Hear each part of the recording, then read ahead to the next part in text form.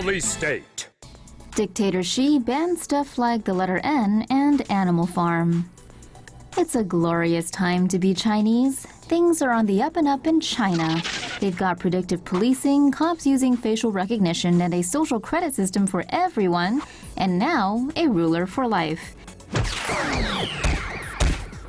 And let's not forget the longest and most funnest wall in the world, the Great Firewall of China. To celebrate dictator Xi Dada's anointing, the CCP has decided to ban fun stuff like the letter N and terms like disagree, incapable ruler, I oppose, and a boatload of others. You're also not going to be able to find terms like George Orwell's Animal Farm or 1984 on the Twitter knockoff Weibo. But don't worry, China. Indefinite will go by real quick. Enjoy! Who needs freedoms? Minority Report is now a reality in China. China is using big data to target ethnic minorities in Xinjiang, detaining them on the basis that they may someday threaten the government. Beijing has been using surveillance cameras with facial recognition technology, Wi-Fi sniffers, and police checkpoints to monitor the country's Uyghur population. Data from these sources, as well as existing health, banking, and other records, feeds into the Integrated Joint Operations Platform, a system that uses predictive policing to flag down potential threats. Authorities personally visit flagged individuals to gather more information, but can take into custody anyone deemed suspicious, whether or not they've committed a crime. Most detainees are sent to political education centers, where they are reportedly indoctrinated in Chinese socialist ideology.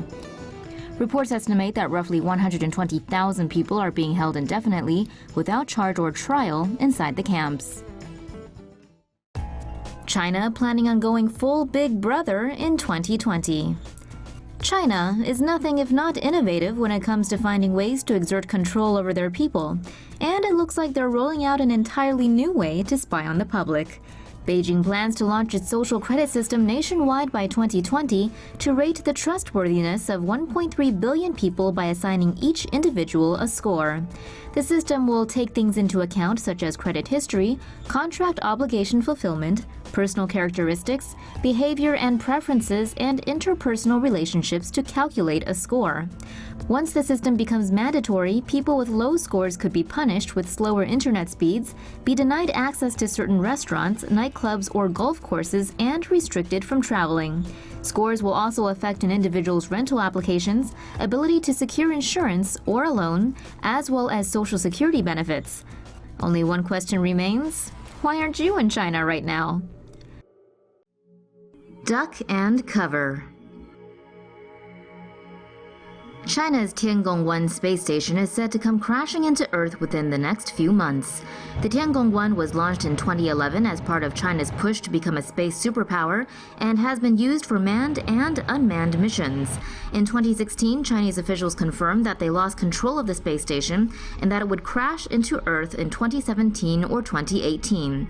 Over the past few weeks, the 8.5-ton station has dipped below 300 kilometers in altitude.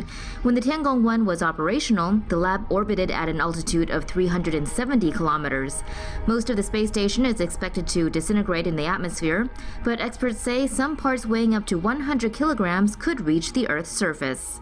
The lower the altitude, the denser the atmosphere, and the faster the Tiangong-1 will burn up. China's space agency has told the UN it expects the Tiangong-1 to crash between October 2017 and April 2018. The craziest air pollution protection masks people wear in China. Air quality and pollution levels have gotten so bad in Beijing that the government has issued a red alert for the first time, warning people to stay inside with their air purifiers or face one of the smoggiest polluted atmospheric conditions on Earth. Those that choose to brave the choking toxic smog should probably heed our list of the most fashion-forward and craziest air pollution masks. First up is the Airwaves mask created by Frog Shanghai. It connects to a smartphone app to measure pollution levels and keep wearers in the know about air quality in different neighborhoods. If you want other people to see your smile but still breathe cleaner air, there's also the nasal air purifier made by Mai Xingren. But only nose breathing is covered, and any mouth breaths are still going to be pretty polluted. Another nasal option is the InfaPure Invisible Air Filtration Mask. But if you don't like sticking stuff up your nose and you still want your face to be visible, there's the Sunny Smile Transparent Mask. This Toto Bobo mask is somewhere between the transparent masks and the full face coverage filters. If you like the vintage look, you can always go to the Army Surplus store and snag one of these retro World War II style masks. For a more modern style, there are all kinds of apocalypse chic choices, as showcased at the 2014 China Fashion Week by designer Jinping. Joggers and runners need to be especially careful when taking deep breaths of pollution while getting some exercise. Cyclists are also vulnerable to the air quality problems in China, so British artist Matt Hope designed this breathing bicycle that uses the power generated by pedaling to filter the air for the person riding it to breathe. Another innovation in air purification by artist Chu Chi uses a natural solution by attaching a breathing apparatus to a box with a plant inside that produces pure oxygen. These artist mock-ups show clothing that has the face mask built in. Are these the future of breathing? Imagine what these kids will be wearing on their faces by the time they're old enough to choose for themselves. These people certainly have some interesting taste, and it looks like there's a lot more where that came from.